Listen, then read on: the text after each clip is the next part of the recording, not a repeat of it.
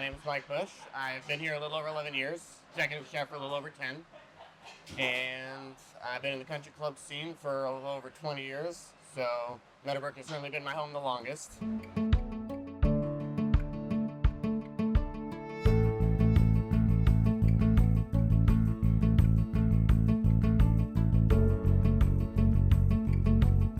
My favorite part of being executive chef is the people. I started cooking because I wanted to be the best cook I could be, and then I feel like I became a chef or got into management because I wanted to make better men and women and make better friendships and teach. Being a teacher is just so much fun, and being a chef, you kind of get best of all worlds. You get to cook, and then you can be the teacher and watch how you've impacted somebody positively.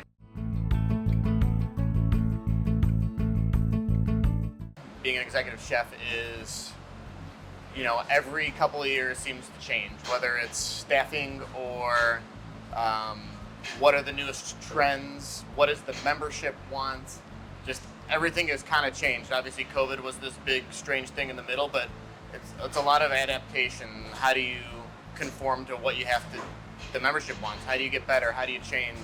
And being an executive chef is exactly that. One second it's developing a new menu, the next it's developing a new coworker. Crops or food could, not be as good one season, and you have to adjust. How do you do things that a country club membership is used to every single day?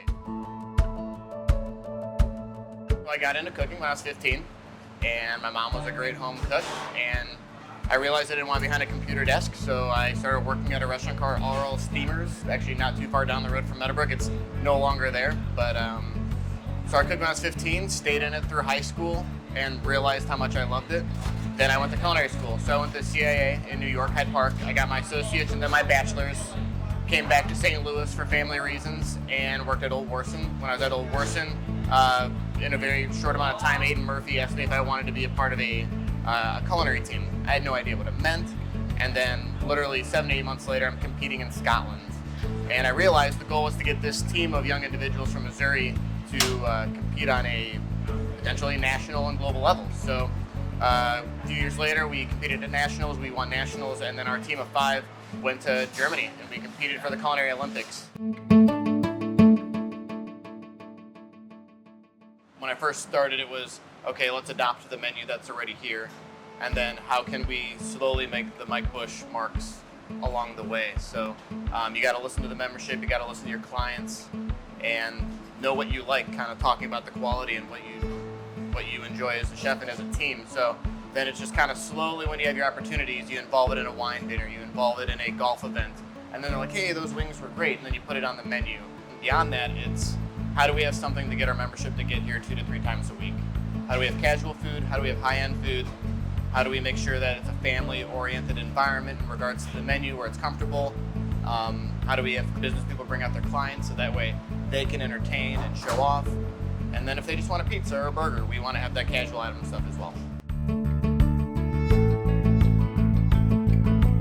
When it comes to quality ingredients, there's no doubt, should be the goal of every restaurant or club. So, we're limited being the middle of the country with what we could get. So, we talk to each of our different purveyors and we try a lot of different products.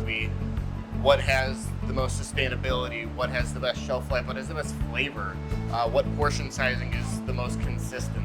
So after many years and many different purveyors, we've got easily 8 to 10 purveyors that we're just sorting through. A lot of places are just, give me one broadliner and I'll buy everything from them, and we are very picky with what we get. Yeah, we can't make everything in-house, but we are sourcing and finding the best products compared to all the other companies. So a lot of what we do is a lot of trying, a lot of local as much as possible, even though it's kind of difficult for the volume that we are, and as much from scratch food as we could possibly do.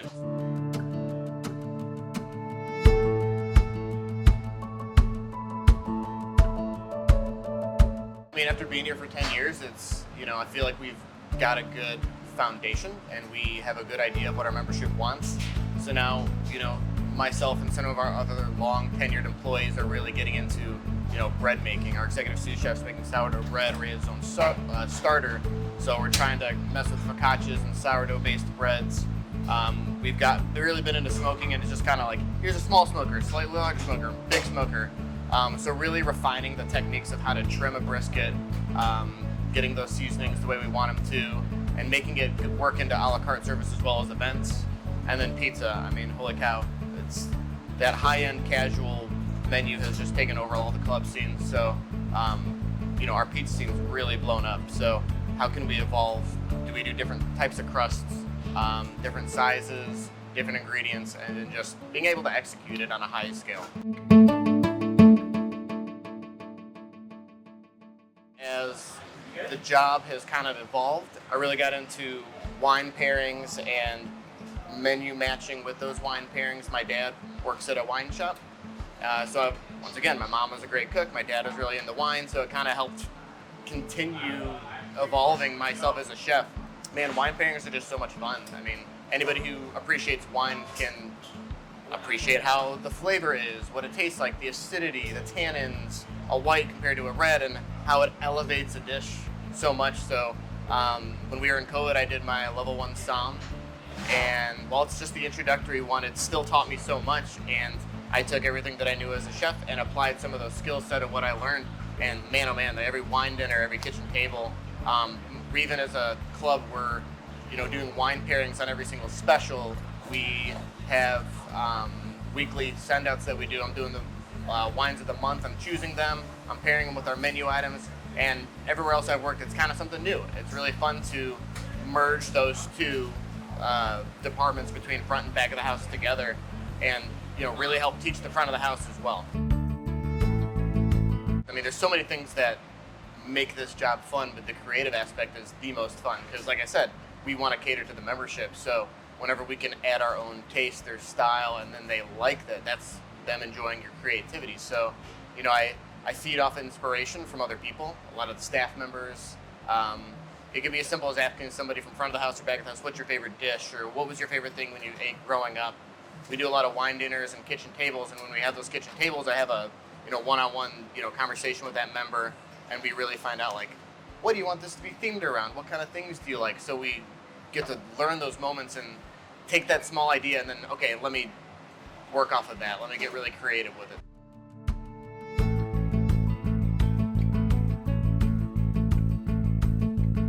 And then some of it's the concept or the idea, the menu item, and some of it's just the garnish or the plate up or how you're serving a cocktail or the pairing of it all. I mean, the creativity part's just ever evolving.